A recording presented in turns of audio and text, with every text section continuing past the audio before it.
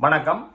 தமிழின் சிறப்பு என்ற பகுதியினூடாக நாங்கள் நலவன்பா சுயம்பர காண்டத்தினுடைய பாடல்களை தொடர்ச்சியா பார்த்து கொண்டு வரோம். இன்று 4வது பாடலை பார்ப்போம். இந்த பாடலுடைய கருத்து என்னன்னு சொன்னால், காட்டிலே தங்கி இருக்கின்ற தர்மராசனை காண்பதற்காக வேதவியாசர் வருகின்றார். அவ்வாறு வேதவியாசரை காணுகின்ற வேளையில இந்த தர்மருடைய மனோநிலை எவ்வாறு இருந்தது என்பதனை இந்த பாடல் எடுத்து காட்டுகின்றது. இந்த செய்யுளை பார்ப்போம். இந்த செய்யுள் வந்து எப்படி இருக்குன்னு சொன்னால், மறை முதல்வ நீ இங்கே வந்தருளப் பெற்றேன்,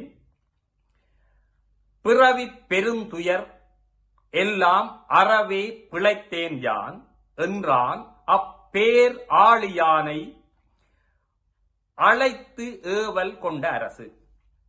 அந்த பாருங்க, இந்த பொருளை பார்ப்பேன்னு சொன்னால், மறை முதல்வ, மறை என்பது இங்கு வேதங்களை குறிப்பிடுகின்றது. அதாவது வேதங்களை வகுத்தவர் வேத வியாசர். அப்ப மறை முதல்வன் சொன்னால் அந்த வேதங்களை வகுத்த முனிவர்களுக்கெல்லாம் தலைவராக தலையாய்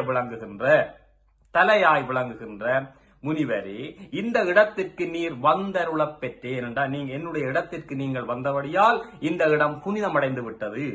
அத்தோடு பிறவி பெருந்துயர் எல்லாம் அறவே பிழைத்தேன். இந்த பிறவி என்கின்ற இந்த பெரும் அந்த துன்ப கடல்ல இருந்து நான் மீண்டதாக உணர்கின்றேன்.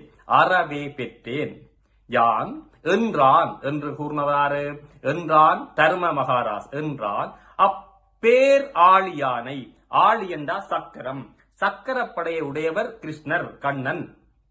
பேர் ஆளியானை அழைத்து ஏவல் கொண்ட அரசு. இந்த பாரத போர்ல உங்களுக்கு தெரியும், பஞ்ச பாண்டவர்களுக்கு ஆதரவாக பஞ்ச பாண்டவர்கள் இடுகின்ற கட்டளையை ஏற்று நிறைவேற்றுகின்ற ஒருவராக வந்தவராரன் சொன்னால் கண்ணன் கிருஷ்ணர்.